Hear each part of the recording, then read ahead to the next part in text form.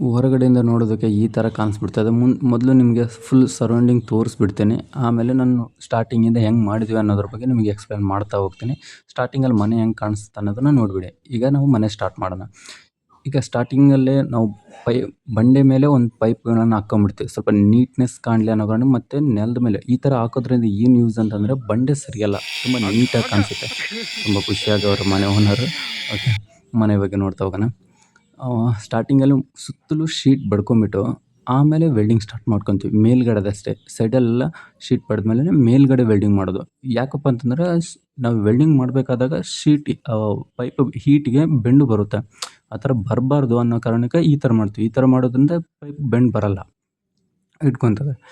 Surrounding first ಕಂಪ್ಲೀಟಾಗಿ side sheet ಬಡ್ಕೊಂಬಿಡ್ತೀವಿ. ಮೇಲ್ಗಡೆ ಹಾಕಿದ್ಮೇಲೆ ಸೈಡಲ್ಲಿ ಬಡಿಯೋದಕ್ಕೆ ಕಷ್ಟ ಆಗುತ್ತೆ ಮತ್ತು ಅನ್ನೋ ಕಾರಣಕ್ಕೆ ಈ ಥರ ಫಸ್ಟಲ್ಲಿ ಫುಲ್ಲು ಸೈಡಲ್ಲೆಲ್ಲ ಬಡ್ಕೊಂಬಿಡ್ತೀವಿ. ಇವರು ನಮ್ಮ ಗುಂಪಿನಲ್ಲಿ ಸ್ವಲ್ಪ ಕಾಮಿಡಿ ಮಾಡಿ ನಗಿಸ್ತಾ ಇರೋ ಅವರು. ಪ್ರತಿ ಗುಂಪಲ್ಲಿ ಈ ಥರ ಒಬ್ಬರು ಇರ್ತಾರೆ. ನಿಮ್ಮ ಗುಂಪಲ್ಲಿ ಯಾರಾದರೂ ಇದ್ದರೆ ಕಾಮೆಂಟ್ ಮಾಡಿ. ಇನ್ನು ಮನೆ ಬಗ್ಗೆ ಹೇಳ್ತಾ ಹೋಗೋಣ.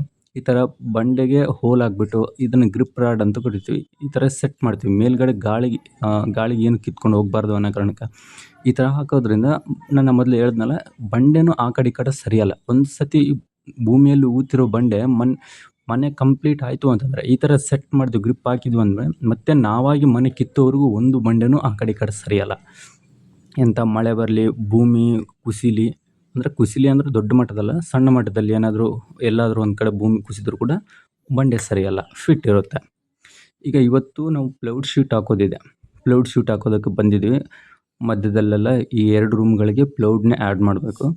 ಸ್ವಲ್ಪ ಹೀಟು ಕಡಿಮೆ ಆಗುತ್ತೆ, ನೋಡೋದಕ್ಕೆ ಪ್ರೀಮಿಯಮ್ ಆಗಿ ಕಾಣಿಸುತ್ತೆ. ಆ ಕಾರಣಕ್ಕೆ ಪ್ಲೈವುಡ್ಗಳನ್ನೆಲ್ಲ ಆ್ಯಡ್ ಮಾಡ್ತಾ ಹೋಗ್ತೀವಿ. ಇವರು ಸಿಮೆಂಟಿನ ಕೆಲಸ ಏನಿತ್ತು ಅದನ್ನು ಕಂಪ್ಲೀಟ್ ಮಾಡ್ಕೊಂಡಿದ್ದಾರೆ. ಈಗ ನಮ್ಮ ಕೆಲಸ ಫಸ್ಟ್ ರೂಮಲ್ಲೇ ಆ್ಯಡ್ ಮಾಡಿಬಿಟ್ಟಿದ್ವಿ. ಫಸ್ಟ್ ರೂಮು ಸುತ್ತಲೂ ಬಾರ್ಡ್ರ್ ಕೂಡ ಎಷ್ಟು ಚೆನ್ನಾಗಿ ಕಾಣಿಸುತ್ತೆ ನೋಡಿ. ಪೈಪಿಂದದು ಪೈಪ್ ಬಾರ್ಡ್ರ್ ಲುಕ್ ಚೆನ್ನಾಗಿ ಕಾಣಲಿ ಅನ್ನೋ ಕಾರಣಕ್ಕೆ ಪೈಪ್ ಕಾಣೋ ಥರ ನಾವು ಹಾಕಿದ್ದೀವಿ. ಇದು ಸೆಕೆಂಡ್ ರೂಮ್. ಸ್ವಲ್ಪ ಕಲರ್ ಚೇಂಜ್ ಮಾಡಿದ್ವಿ. ಇಲ್ಲಿ ಕಿಟಕಿ ಬಿಟ್ಟಿದ್ವಿ. ಕಿಟಕಿ ಇದೆ ಅಂತ ಗೊತ್ತಾಗಲಿ ಅನ್ನೋ ಕಾರಣಕ್ಕೆ ಪ್ಲೈವುಡ್ನ ಸ್ವಲ್ಪ ಕಲರ್ ಚೇಂಜ್ ಮಾಡಿದ್ವಿ. ತುಂಬ ಪ್ರೀಮಿಯಮ್ ಆಗಿ ಕಾಣಿಸ್ತದೆ. ನೋಡ್ತಾಯಿದ್ರು ಹೊರಗಡೆಯಿಂದ. ಇದು ಕಿಚನ್ ಬಂದ್ಬಿಟ್ಟು ಸಿಮೆಂಟ್ ಕೆಲಸ ಎಲ್ಲ ಕಂಪ್ಲೀಟ್ ಮಾಡ್ಕೊಂಡಿದ್ದಾರೆ.